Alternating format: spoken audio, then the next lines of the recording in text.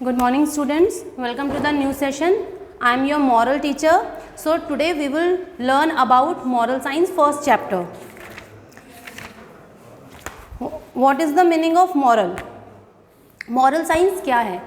Moral science में लोगों को honest होना important है, वो hard work करें, cooperation हो, उनके अंदर forgiveness की quality हो, काइंडनेस हो, बहुत सारी चीज़ें होती हैं जिन चीज़ों को मिला के एक इंसान मॉरल वैल्यूज़ को गेन कर सकता है। अगर किसी भी पर्सन के अंदर मॉरल वैल्यू के जो भी पॉइंट्स हैं वो डेवलप होते हैं, इट मीन्स कि वो इंसान इन फ्यूचर अपनी लाइफ को स्मूथली जी सकता है। कुछ पॉइंट्स होते हैं, चैप्टर स्टार्ट करने से पहले मॉरल वैल्यू की जो भी क्वालिटीज़ हैं उनको एक बार समझ लेते हैं।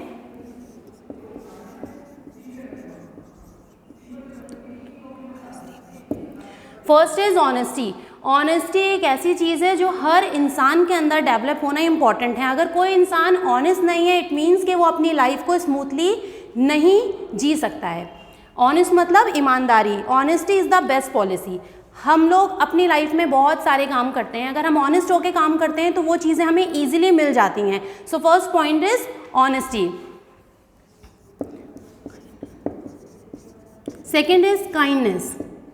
काइंडनेस क्या होता है? काइंडनेस का मतलब होता है दयालु होना। अगर राह चलते किसी भी एनिमल को हम देखते हैं कोई परेशान कर रहा है या उसको चोट लगी है, तो ऐसा नहीं करना चाहिए कि हम उसको देख के आगे निकल जाएं। हमें रुक कर उसकी हेल्प करनी चाहिए। हमारे मन के अंदर दया की भावना होना इम्पॉर्टेंट होती है। हम सभी के मन में कोई ना किसी बात को लेकर दया ज़रूर होती है। So second point is kindness. Third point cooperation. Cooperation का मतलब होता है किसी भी चीज़ के अंदर मिलजुल कर काम करना। सपोज़ मेरी कोई फ्रेंड काम कर रही है, मुझे उसकी हेल्प करनी है, तो इससे क्या होता है,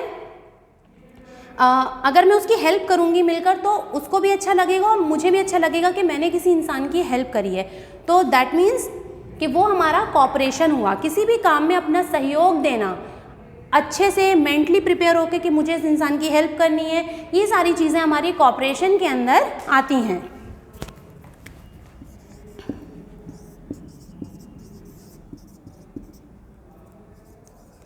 फॉरगिवनेस। फॉरगिवनेस का मीन्स होता है चीज़ों को भूल जाना, मतलब किसी भी चीज़ को भूलकर एक न्यू स्टार्टिंग करना। मेरी किसी से लड़ाई हुई, अगर वो इंसान मेरे पास आके ये बोलता है कि यार मुझसे गलती हो गई, मुझे इस चीज़ का अपोलोजाइज़ है, सॉरी, इट मीन्स कि मुझे उसने मुझसे माफ़ी तो मांग ली, पर क्या उसने दिल से मांगी? वो चाहे दिल से मांगे या ना मांगे, लेकिन मुझे उस चीज़ों को भूलना है। अगर मैं एक अच्छी इंसान हूँ तो मैं उसकी गलतियों को भूलकर एक न्यू स्टार्टिंग करूँगी। तो ये सारी क्वालिटीज़ हैं। इसके अलावा भी बहुत सारी क्वालिटीज़ होती हैं जो मॉरल वैल्यूज़ में देखी जाती हैं। ठीक है, तो ये सारी चीज़ें जो हैं ये मोस्ट इम्पॉर्टेंट होती हैं। इन्हीं चीज़ों के बेस पर हर स्टोरी के अंदर एक मॉरल निकल कर आता है। हमारे मॉरल वैल्यू में जितने भी स्टोरीज़ आप पढ़ेंगे सब में मॉरल ऑफ द स्टोरी ज़रूर होगा। किसी में कोई अच्छी मॉरल की बात निकल कर आएगी, किसी में कुछ बुरी निकल कर आएगी, किसी में समझाने वाली निकल कर आएगी। तो डिफरेंट टाइप्स की जो स्टोरीज़ होती हैं उसमें डिफरेंट टाइप्स की मॉरल ऑफ द स्टोरीज़ जो हैं वो हमारे सामने निकल कर आती हैं। ओके, सो अब हम अपना चैप्टर स्टार्ट करते हैं। हमारा फर्स्ट चैप्टर है द बुली। ओके, द बुली का मतलब होता है धौंस दिखाने वाला। हम लोगों की क्लास में कई बार ऐसे बच्चे होते हैं, अगर हम फर्स्ट सीट पे बैठे हैं और उनको फर्स्ट सीट पे बैठना है तो वो क्या करते हैं, धौंस दिखाते हैं, धौंस जमाते हैं हम पे कि नहीं यहाँ से हटो, ये तो मेरी सीट है, या यहाँ से हटो, यहाँ तो मैं बैठूंगा या बैठूंगी। तो ऐसे बच्चे या ऐसा इंसान जो किसी पर धौंस जमाए, अपनी बात मनवाने की कोशिश करे, उसे हम बुली कहते हैं। बुली मतलब किसी चीज़ को फोर्स करना कि नहीं मुझे ये काम करना है, धौंस जमाना। Okay, this is called bully. तो हमारी स्टोरी यहाँ से स्टार्ट होती है। I walked into the restaurant and set down. मैं चलता हुआ रेस्टोरेंट के अंदर गया। ये एक लड़का था, उसने अपनी स्टोरी लिखी और उसने ये बोला कि मैं चलता हुआ गया और एक रेस्टोरेंट में जाकर मैं एक सीट पर बैठ गया। Then I picked up the menu card and starting looking at the items given in it. हम लोग क्या करते हैं जब किसी भी रेस्टोरेंट में जाते हैं जाने के बाद हम जो मेन्यू कार्ड होता है, हमें क्योंकि ऑर्डर करनी होती हैं चीज़ें, तो हम वो मेन्यू कार्ड उठाते हैं। मेन्यू कार्ड उठाने के बाद क्या करते हैं, उसको खोल के पढ़ना स्टार्ट करते हैं कि अच्छा यहाँ पर ये चीज़ें हैं, यहाँ पर इसके इतने इतने रेट्स हैं। तो हाँ, उसने क्या करा, उसने वो मेन्यू कार्ड उठाया और उठाने के बाद उन आइटम्स को पढ़ना उसने स्टार्ट कर दिया। Just then I heard someone touching my shoulder with the words excuse me. तभी उसे किसी ने पीछे से पकड़ा, शोल्डर मीन्स कंधा, उसके कंधे को किसी ने पीछे से टच किया और टच करके बोला, वहाँ से आवाज़ आई एक्सक्यूज़ मी। एक्सक्यूज़ मी मतलब जैसे हम लोग कभी किसी को बुलाते हैं ना, हमारा जानने वाला इंसान होता है तो हम उसका नाम ले लेते हैं, बट अगर वो जानने वाला नहीं होता हम कहते हैं एक्सक्यूज़ मी, मतलब माफ़ कीजिए, बात सुनिए, इस तरीके के वर्ड्स जो यूज़ करते हैं। तो वो उसने क्या कहा, excuse me. I looked up and turn to see a women standing before me. जब उसकी शोल्डर पर किसी ने हाथ रखा तो उसने पीछे मुड़ के देखा तो एक लड़की वहाँ पे, एक वुमेन वहाँ पर खड़ी हुई थी और उसने उससे क्या बोला था, एक्सक्यूज़ मी बोला था। Are you Ali? She asked me. उसने मुझसे पूछा क्या तुम अली हो? किसने पूछा? उस मैन से, उस लड़के से, उस लड़की ने जिसने उसकी शोल्डर पर अपना हाथ रखा था, उसने पूछा क्या तुम अली हो? Yes I responded. मैंने रिस्पॉन्ड किया उसे, मैंने उसको आंसर दिया yes. Looking confused as I had never seen the women before. अब उसने मेरी शोल्डर पे हाथ तो रखा, जब मैंने उसको पलट कर देखा तो मैं थोड़ा सा कंफ्यूज था, क्योंकि उस औरत को मैंने पहले कभी देखा ही नहीं था कि वो औरत है कौन, जो मेरे कंधे पे हाथ रख के मुझसे ये भी पूछ रही है कि तुम अली हो। उसे मेरा नाम भी पता है लेकिन मैं उसको जानता ही नहीं हूँ। My name is Rinki and my husband is Tony. उसने कहा मेरा नाम रिंकी है और मेरे हस्बैंड का नाम क्या है, टोनी है। शी सेड, ये बात किसने कही, उस लड़की ने उस लड़के से कही। Pointing a table where a man was sitting. उसने ये बात कब कही, एक टेबल पास में दूसरी टेबल पड़ी थी, उस टेबल की तरफ उसने पॉइंट करते हुए, मतलब हाथ से इशारा करते हुए उसने ये बात कही कि यस मैं रिंकी हूँ और मेरा जो हस्बैंड है उसका नाम है Tony. I looked at the man but could not recognise him. मैंने उस आदमी को देखा, लेकिन रिकॉग्नाइज मतलब याद करना, मैंने उसको आदमी को देख लिया लेकिन मुझे ये याद नहीं आ रहा था अब कि ये आदमी है कौन। उसका माइंड जो था थोड़ा सा घूमना शुरू हुआ कि ये मेरा नाम भी जानती है और उस आदमी की तरफ इशारा भी कर रही है, लेकिन ये आदमी और ये औरत हैं कौन, वो थोड़ा सा कंफ्यूज्ड हो गया था। I am sorry I don't think I know you. उसने कहा मुझे माफ़ करिएगा, मैंने आपको पहचाना नहीं कि आप दोनों हैं कौन लोग। I know you but my name is Ali. मैं आपको नहीं जानता हूँ लेकिन हाँ मेरा नाम तो अली ही है। Ali Mohammad. I told her. उसने मुझसे कहा कि आप कौन हैं। उसने, लड़के ने क्या आंसर दिया कि हाँ मैं अली हूँ, मेरा नाम अली मोहम्मद है, लेकिन मैं आप लोगों को नहीं जानता कि आप लोग कौन हैं। Tony Braganza. Tony from Saint Columbus high school. उसने कहा मेरा नाम टोनी ब्रिगेंजा है, मैं सेंट कोलम्बस हाई स्कूल में पढ़ता था। Don't you remember him. क्या तुम्हें अभी भी कुछ याद नहीं आया। शी आस्क्ड मी। ये वो लड़की उस लड़के से कह रही थी कि ये टोनी ब्रिगेंजा हैं, ये उस स्कूल में पढ़ते थे। कौन से स्कूल में, जो उसके स्कूल का नेम था सेंट कोलम्बस हाई स्कूल। क्या तुमने अभी भी कुछ याद नहीं आ रहा है इन सब बातों को सुनकर। She turn and walk back to her table. ये कहकर वो लड़की मुड़ी और जाकर उस टेबल पर बैठ गई जहाँ उसका हस्बैंड ऑलरेडी बैठा हुआ था। She and her husband began talking and looked directly at me. जो वो हस्बैंड वाइफ थे वो कंटिन्यूसली आपस में बातें कर रहे थे और मुझे देखते जा रहे थे। वो लड़का, ये बात उस लड़के ने कही कि क्योंकि वो उसको ऑलरेडी जानते थे तो वो बातें भी कर रहे थे और उसको देख भी रहे थे। The waiter came to take my order. अब वेटर मेरा ऑर्डर लेकर आ चुका था, जो भी मैंने ऑर्डर किया था। And asked for a cup of coffee. मैंने उससे एक कप कॉफ़ी के लिए और बोल दिया क्योंकि अब मैं कंफ्यूज हो चुका था बहुत ज़्यादा। I looked again in the direction of Tony and thought. मैंने फिर से एक बार मुड़ के उस टोनी की तरफ देखा और मैं सोचने लगा। मेरा माइंड जो था वो क्लिक हो रहा था बार बार, तो वो सोचने लगा। I must know him perhaps he recognise me for some reason. मैं शायद उसे जानता हूँ और किसी बहुत इम्पॉर्टेंट रीज़न की वजह से जानता हूँ। मतलब कभी कभी ऐसा होता है ना कि हम लोगों के माइंड में हम किसी इंसान को देख के सोचते हैं कि ये इंसान हमें देखा हुआ लग रहा है, लेकिन कहाँ देखा है और किसी इंपॉर्टेंट रीज़न की वजह से हम उसे जानते हैं कि या तो उसने हमारे साथ कुछ बहुत अच्छा करा है या उसने हमारे साथ कुछ बहुत ज़्यादा बुरा करा है। कुछ लोग होते हैं पर्टिकुलर लोग होते हैं जिन्हें हम किसी रीज़न की वजह से जानते हैं। तो वो यही कह रहा था कि मैं इसे जानता ज़रूर हूँ, लेकिन किस रीज़न की वजह से जानता हूँ ये मुझे याद नहीं आ रहा है, और वो रीज़न भी बहुत ज़्यादा इम्पॉर्टेंट है। As I sipped the hot coffee, ये सोचते सोचते मैंने गरम गरम जो कॉफ़ी थी उसका एक सिप ले लिया। All of sudden it come to me like a flash of lighting, जैसे ही मैंने कॉफ़ी का सिप लिया मेरे दिमाग में एकदम लाइटिंग होना स्टार्ट हुई, क्योंकि मुझे सब कुछ याद आने लगा। यस, हाँ, दैट्स हिम, ये वो है, टोनी द बुली, वो टोनी जो धौंस जमाने वाला था। बुली का मतलब बताया था ना स्टार्टिंग में, बुली मतलब जो हम पे धौंस जमाता है। तो ये वो बच्चा था जो क्लास में सबके ऊपर अपनी धौंस जमाया करता था। I remembered and swung myself around and face in his direction, मैं उसकी तरफ देखता रहा और ये सारी चीज़ें मेरे माइंड में घूमती रहीं। The bully man when I was in 7th class I thought, मैं सोचने लगा जब मैं 7th क्लास में था, 7th स्टैंडर्ड में था, उस टाइम ये बच्चा जो था मेरी क्लास में ही पढ़ता था और ये बहुत ज़्यादा बुली था। He had made fun of my big nose, ये हमेशा मेरी लंबी सी नाक का, क्योंकि वो जो मैन था उसकी नाक, अली जो था उसकी नाक काफ़ी लंबी थी, तो वो हमेशा बच्चा जो टोनी था वो हमेशा उसकी लंबी नाक की मजाक बनाया करता था। And short statures jeered at me because I was an orphan, और वो हमेशा मेरी छोटे कद का भी मजाक बनाया करता था।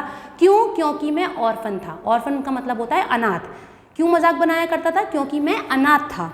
And stamped on my feet just to show his superiority I thought, और मुझे याद आया कि उसने अपनी महानता दिखाने के लिए कि मैं कितना पावरफुल लड़का हूँ, मेरे पैर पर ये चीज़ें लिख दी थी कि मेरी नाक लंबी है, मेरा कद छोटा है, मैं अनाथ हूँ, ये सारी चीज़ें उसने उसके पैर पर भी लिख दी थी उसे परेशान करने के लिए।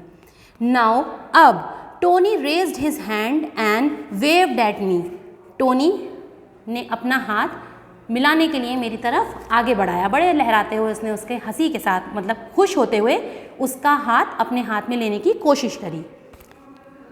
आई स्माइल्ड, मैं हंसा।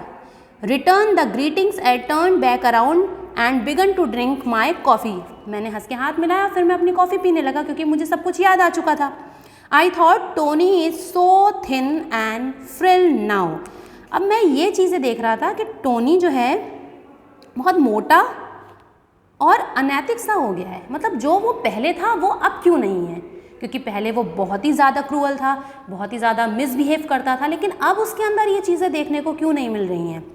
Now at all like the big boy that he was in school, उसने सोचा हो सकता है कि वो तब छोटा था और अब ये बड़ा हो गया, इसकी शादी भी हो गई है, ठीक है ना, उसकी वाइफ भी है, तो हो सकता है इसलिए उसके बिहेवियर में इतने ज़्यादा चेंजेस आ गए हैं। ऑल ऑफ अ सडन, तभी अचानक, I hear the sound of a plate breaking, ये होते होते अचानक आवाज़ आई होटल में कि प्लेट टूट गई, बड़ी तेज़ किसी ने प्लेट गिराई और वो प्लेट ब्रेक हो गई। Tony had accidentally dropped it, Tony से गलती से वो प्लेट जो थी वो ज़मीन पर गिर चुकी थी। It while trying to get into his wheelchair, और वो बार बार कोशिश कर रहा था कि उस टूटी हुई चेयर को टूटी हुई जो आपकी प्लेट थी उसको व्हील चेयर से उठाए, क्योंकि वो व्हील चेयर पे बैठा हुआ था। ही अपोलोजाइज्ड, अपोलोजाइज्ड का मतलब होता है किसी से माफ़ी मांगना, हम सॉरी भी कह सकते हैं और अपोलोजाइज भी कह सकते हैं। ही अपोलोजाइज्ड टू द वेटर, वो वेटर से बार बार अपनी गलती की माफ़ी मांग रहा था। कौन? जो टोनी ब्रिगेंजा था, वो बार बार अपनी गलती की माफ़ी मांग रहा था कि मुझसे ये प्लेट टूट गई है। एज टोनी रोल्ड पास्ट मी, मैं टोनी को देखता रहा और उसके पास्ट की बातों को याद करता रहा कि ये टोनी वही है जो बहुत ही ज़्यादा बुली था, आज ये सबसे माफ़ी मांग रहा है। आई looked at him and smile, मैं उसे देखता रहा और हल्की सी स्माइल करता रहा। I watched as they want to the door, ये कहते कहते वो डोर की तरफ जाने लगा। हिज वाइफ ट्राइड, उसकी जो वाइफ थी वो बार बार कोशिश कर रही थी over and over again to get the wheelchair down the ramp but could not it. उसकी वाइफ जो थी वो बार बार कोशिश कर रही थी कि रेस्टोरेंट में जो रैम्प बनी थी उस रैम्प से उसकी व्हील चेयर को नीचे उतारे। So I walked up to them, लेकिन वो नाकाम हो रही थी, उससे वो व्हील चेयर नहीं चल पा रही थी। मैं उसके पास गया, look hold of the wheelchair, मैंने उसकी व्हील चेयर को पकड़ा, and rolled it down to ramp, और मैंने उसको रैम्प से नीचे की तरफ उतार दिया। वंस नियर देयर वैन, पास में ही एक वैन खड़ी थी।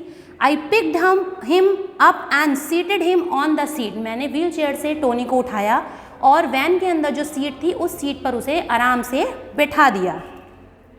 You remember don't you, Tony said looking into my eyes. अब टोनी ये सारी बातें जो हो रही थी वहाँ पे, जो भी एक सीन क्रिएट हो रहा था, उसको देखकर टोनी ने कहा, तुम्हें कुछ याद आया? मेरी आंखों में देखो। I remember Tony, I said, मैंने उससे कहा हाँ मुझे सब कुछ याद आ रहा है। Is how I feel today in this wheel chair, Tony ने कहा मुझे आज इस व्हील चेयर पे बिल्कुल वैसा ही महसूस हो रहा है, how you felt when you lived in the orphanage, orphanage मतलब अनाथालय। आज मुझे इस व्हील चेयर पे सेम वैसा ही महसूस हो रहा है जैसा कई साल पहले तुम्हें होता था अनाथालय में रहकर। अनाथालय में रह के मतलब वो बिल्कुल अकेला था, उसके माँ बाप नहीं थे और हमेशा उसकी वो मजाक बनाया करता था कि तुम तो ऑर्फन हो, तुम्हारी नोज़ लंबी है, तुम्हारा कद छोटा है। तो आज सेम वही कंडीशन मेरे ऊपर अप्लाई हो रही थी और मुझे वो सारी चीज़ें याद आ रही थी और मुझे ऐसा लग रहा है कि जब तुम ऑर्फनेज में रहते थे सेम वैसी ही कंडीशन सिचुएशन आज मेरे साथ है, मुझे वही चीज़ें फील कर रही हैं। Almost Tony but you are very lucky, उसने कहा हो सकता है तुम्हें ये सारी चीज़ें वैसे ही लगती हो लेकिन तुम बहुत ज़्यादा लकी हो। You have a loving wife now, आज तुम्हारे पास तुम्हें इतना प्यार करने वाली वाइफ है। I did not have anyone then, जो कि हर किसी को नहीं मिलती है। आई रिप्लाइड, ये बात किसने कही? अली ने टोनी से कही। टोनी क्राइड, ये सब सुन के टोनी जो था वो रोने लगा। Hug me and pressed my hand as if feeling apologetic for all that he had done to me. मुझे अपनी सारी गलतियों का अब एहसास होता जा रहा था कि बचपन में मैंने जो जो गलतियाँ जो मैंने चीज़ें अपने और स्टूडेंट्स के साथ करी थी, अपने और फ्रेंड्स के साथ करी थी, वही आज ऊपर वाले ने मुझे दिखा दिया। As we parted I gave him my visiting card, ये सब होने के बाद मैंने अपना विजिटिंग कार्ड निकाल कर टोनी के हाथ में दिया। I hope he would call me, मुझे उम्मीद थी कि वो मुझे ज़रूर कॉल करेगा। Some time he will be the only friend that I have from my school days because he did not let anyone be my friend then. Tony वो एक अकेला इंसान था, वो एक अकेला दोस्त था जो अली का दोस्त था, क्योंकि उसने इतनी उसकी मजाक बनाई थी कि पूरे स्कूल में कोई अली से दोस्ती करना ही नहीं चाहता था। तो एक सिंगल वो उसका फ्रेंड था। सो इस पूरी स्टोरी में मॉरल ऑफ द स्टोरी बच्चों क्या निकल कर आई है? मॉरल ऑफ द स्टोरी हमारी आई है निकल कर, we must learn to be flexible when we talk to others from other state, religion और country। हमें हमेशा, चाहे हम अपनी कंट्री में हों, चाहे हम बाहर की कंट्री में हों, हम अपने रिलेटिव्स में हों, फ्रेंड्स में हों, फैमिलीज़ में हों, हमें कभी भी किसी की ना तो मजाक बनानी चाहिए ना किसी को परेशान करना चाहिए। मॉरल ऑफ द स्टोरी ये है कि जैसा आप अपने पास्ट में करते हो, इन फ्यूचर आपके साथ भगवान वो ही करते हैं। Okay, so moral of the story, हमेशा सबके साथ अच्छा बिहेव करना चाहिए, किसी की मजाक नहीं बनाना चाहिए, हर किसी की हेल्प करना चाहिए। सो ये चैप्टर हमारा कंप्लीट हुआ। इसकी एक्सरसाइज मैं आपको PDF में भेज दूंगी। Thank you so much, have a nice day.